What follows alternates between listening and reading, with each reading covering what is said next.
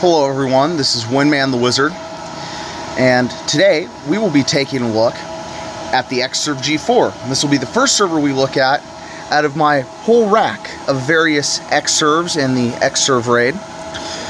Now, I think the Xserve G4 is one of the finest examples of Apple engineering and then engineering stupidity. And I could be wrong, you know. I'm not necessarily a hardware engineer, but I think it's a great machine, but by far the G5 and later are superior machines.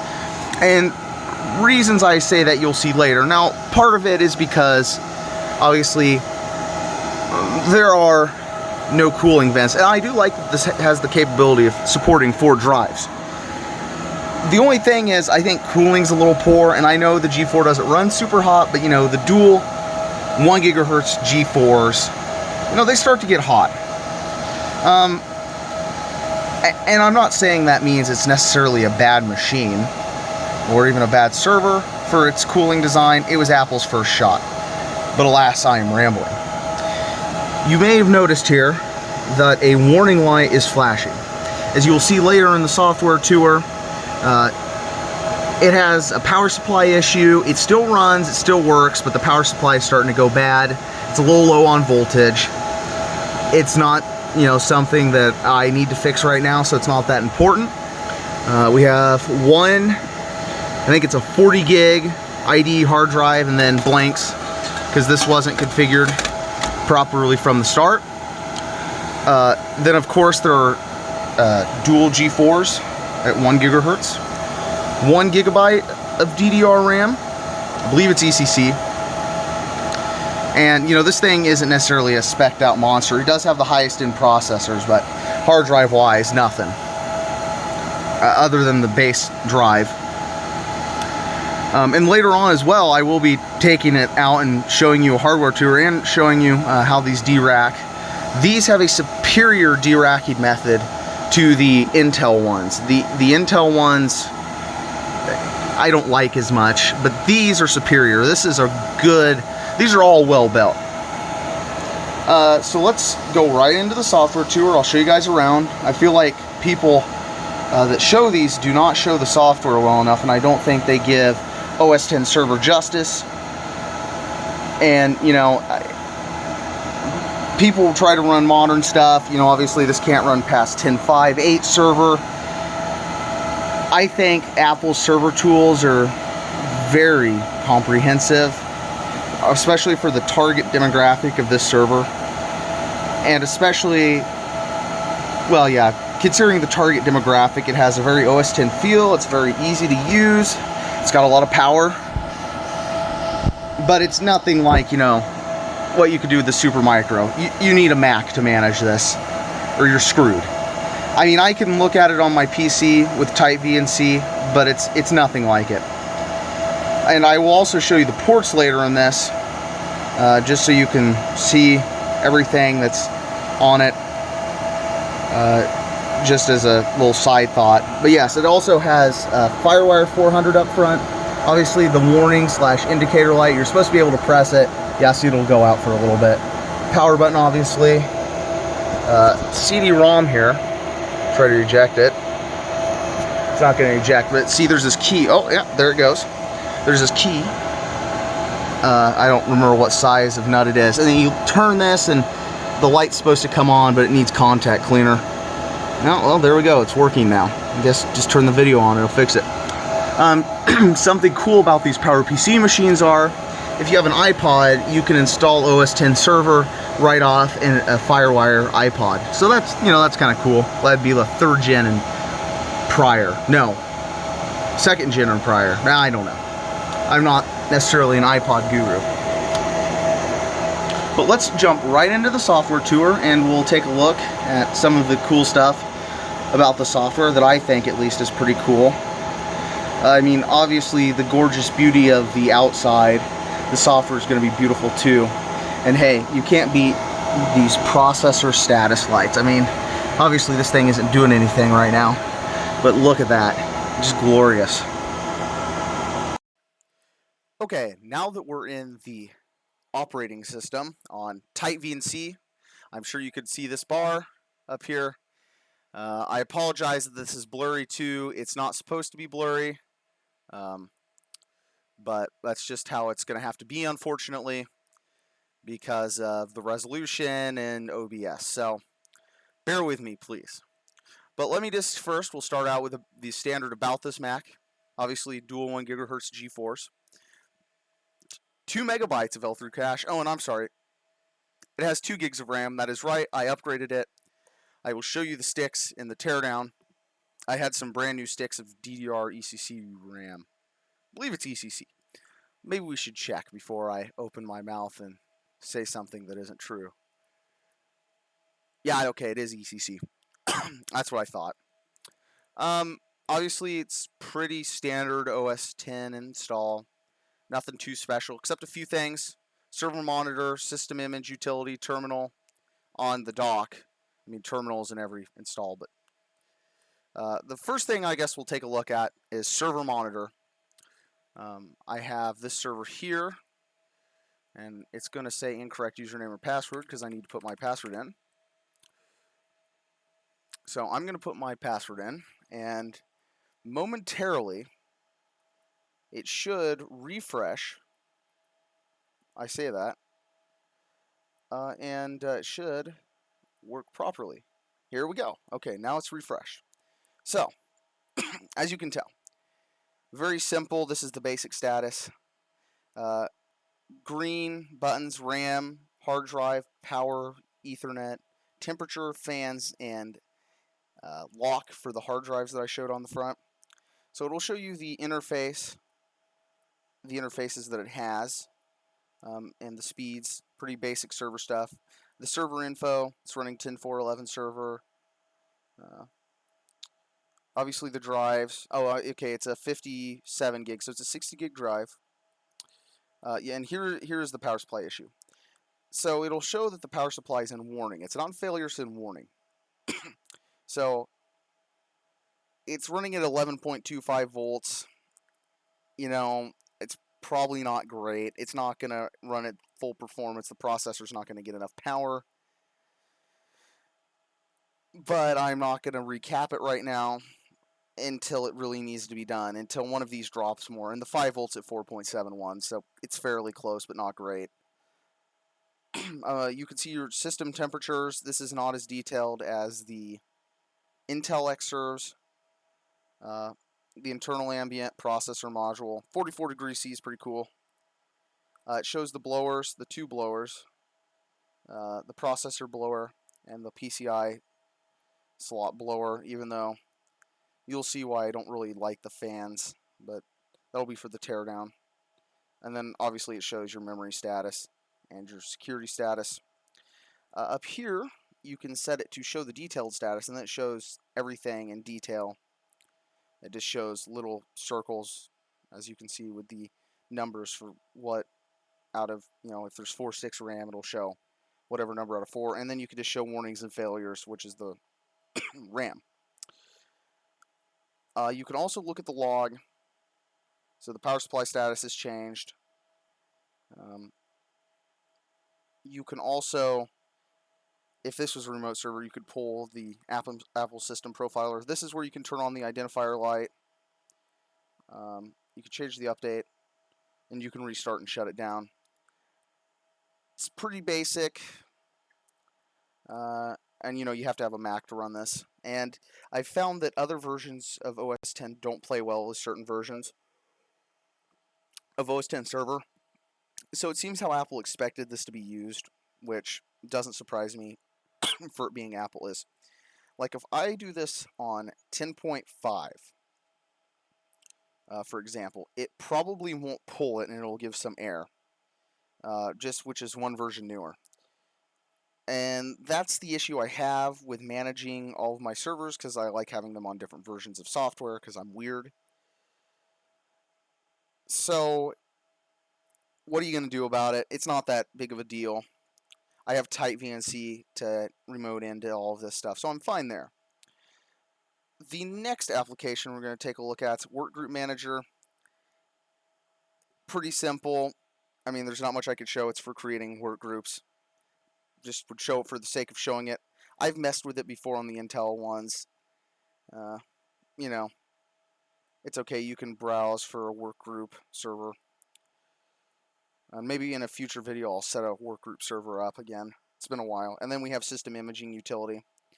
And this is just where you can do net installs, where you can install stuff over the network. This is how Apple does it. You can pull images.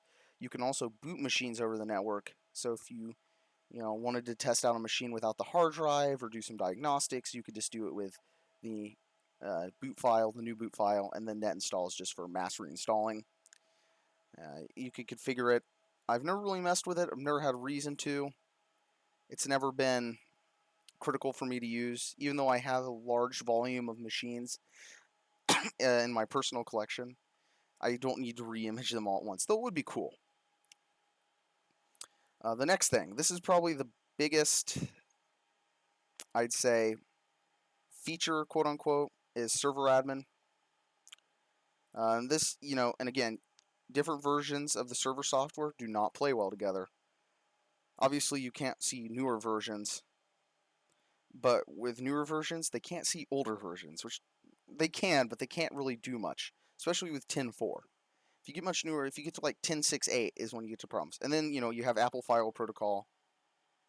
And it's pretty easy. I can stop the service like this, and it'll just stop. I can restart it, and you can go look at the access log, the error log, the connections, the graphs, and access, logging, idle users.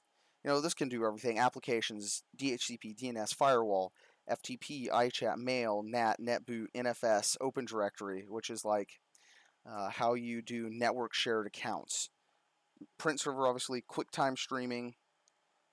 Apple really touted that in the demonstration of this, how they could have so many users watching a video on iTunes stream from a G4 Xserve. And then you can host a VPN web server, a Windows service, and then an Xgrid server. The later versions of OS X, this gets much more detailed, especially this stuff like the CPU usage and the network traffic, and then it'll show like RAM usage, and then you can do updates. And then, I just doxed my server license. Oh no. I'll probably end up blurring that out.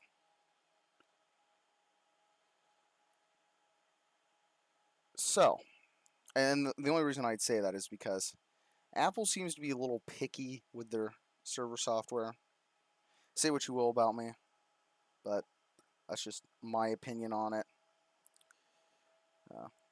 Just to save myself. Maybe in the future I won't care. I don't know.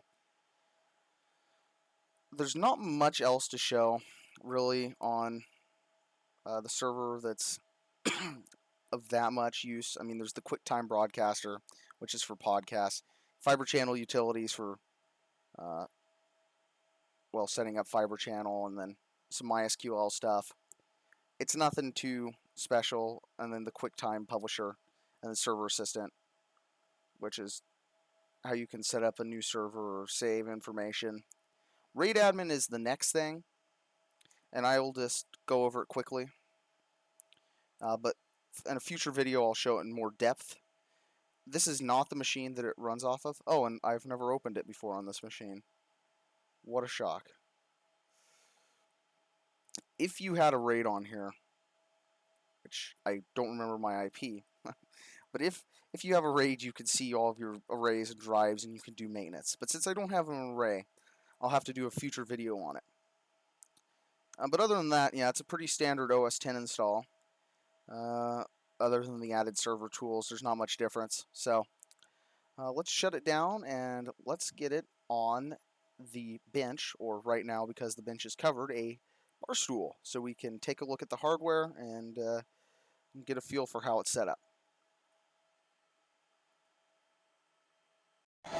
Okay, now after seeing the software, I'm sure after just recording it, it didn't sound as compelling as I wanted it to sound, but please forgive me.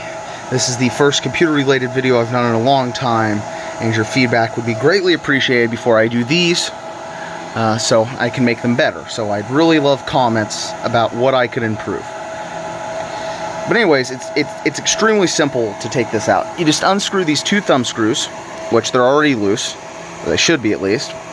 Make sure you have your cables unplugged, and then I'm going to put this down. You pull, and it'll get to a certain point here, and you're going to see this tape on here.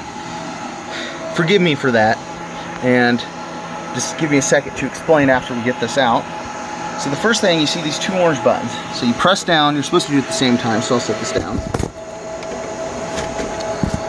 So you pull back on this. I've pushed these down, so now the server should slide out of its cage. And let's walk over here to the bench, and we will take a look at it. So, Apple conveniently gives you a nice serial number key to put there, so I put it there. These are peeling. These barrel cage fans were squeaking. I kind of messed up taking this one off, so there's duct tape. I'm sure there's a better way to fix it. I don't know. Standard laptop drive. And these tend to pop out when you're carrying it. The cage for these, it's proprietary on the end, but internally it's just a standard IDE drive. It just has lights on it. Very simple to remove. This is the locking mechanism. That's the intrusion detection sensor, if it'd focus. Yeah. I don't know what the security is of this. It's plastic. I'm sure you could break it easy. One of the reasons why I dislike this design is mainly because of these fans.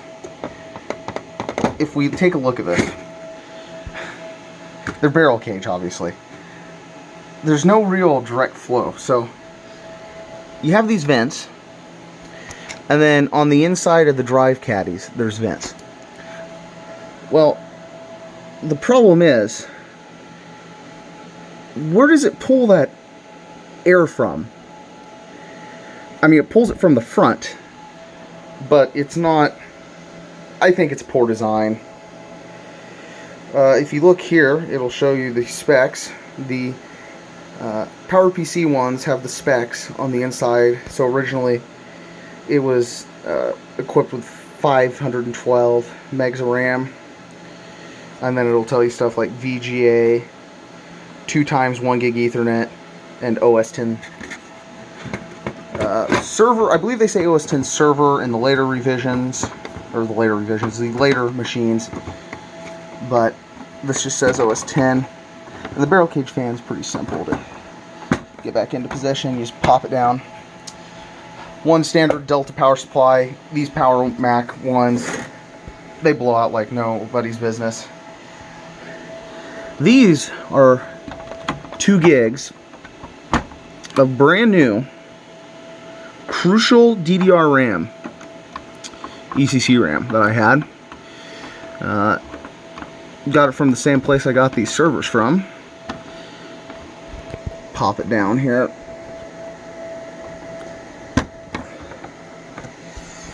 Okay.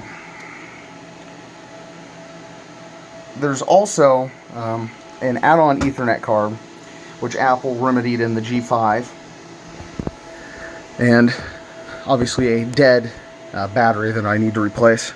But yeah, see, it has Ethernet, gigabit Ethernet, with an actual activity light. The one that's on board does not have an activity light. Dual Firewire 400 identifier / warning light, easy PCI slot access. It's missing its cover up here for some reason. And then it has a ATI Radeon something or another. And then it also has a sticker in the back here telling you the specifications. Come up here. This is the hard drive interconnect board. Instead of having a cable running over, for these multiple interfaces, They just have one interconnect board in the center. You know, I don't know how much bandwidth it can carry. I assume a lot. So to get the processor cover off, you push this clip.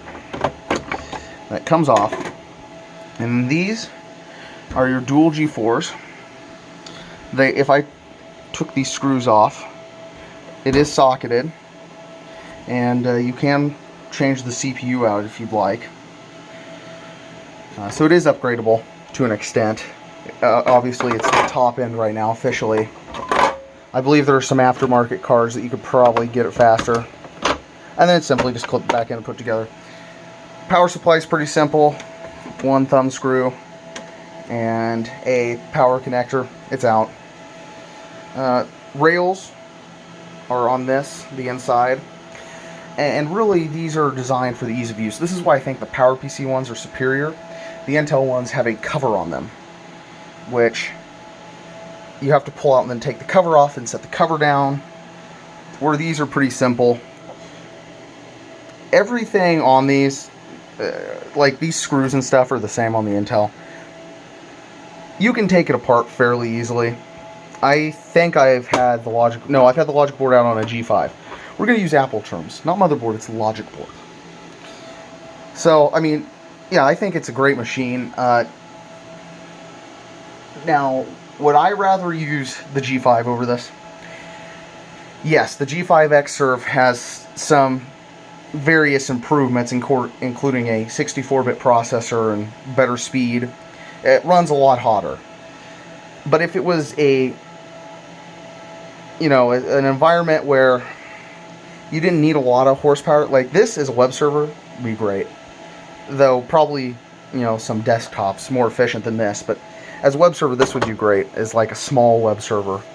But yeah, I mean, I think it's a great server, but the G5 is better in some design ways. The fans are superior. They're not barrel cage.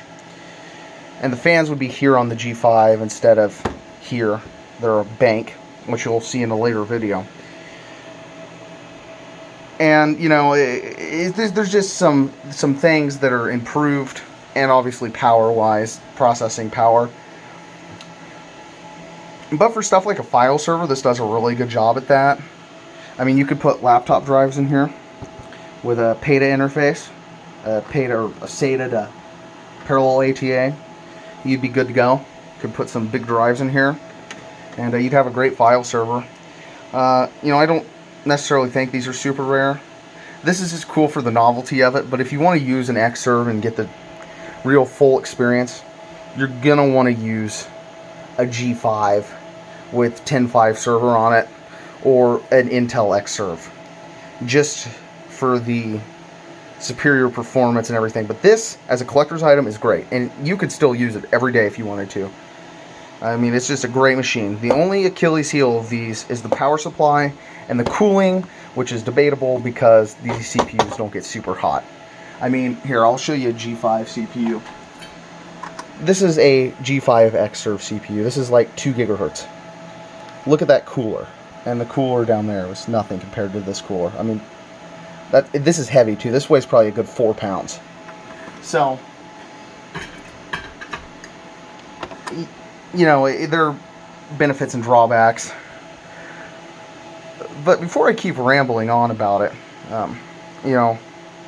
I would like to say that, if you're still watching this video, thank you very much. I was watching some videos and I decided I was going to make some computer videos finally, and, I wanted to make them about my prized Xserve collection. I have many other vintage machines. This isn't my only one that I can make videos on, so, oh, it's blurry. So, definitely more videos, but please, feedback. That's what I'd like. And bear with me. I can always re-record this if you deem it was bad or whatever. But, hey, I hope you learned something from it. If you have any questions, I will read everyone's comments and I will respond as quickly as possible.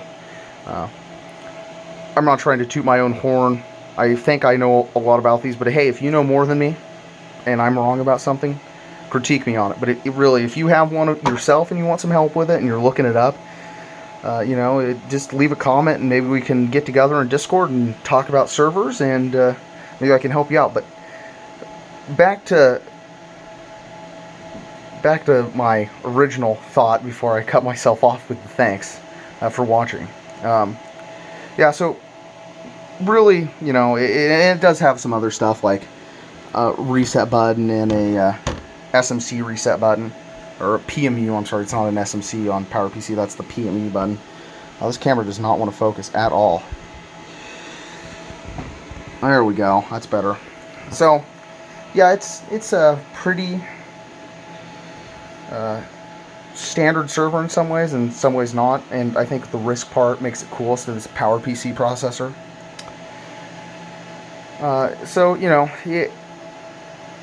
To make a long story short, I think it's a great server as a collector's item. It's built fairly well, minus this and this. And it'd be great for some light duty work, like a small web server or some file sharing. It's also, it can run Debian still, so I think it's a pretty good server still. So please leave a comment, as I've stated multiple times now, and remember to please like and subscribe, or dislike if you really didn't like it. That's fine with me too, because then I'll know to improve. But anyways, guys, have a nice night. I'll see you later.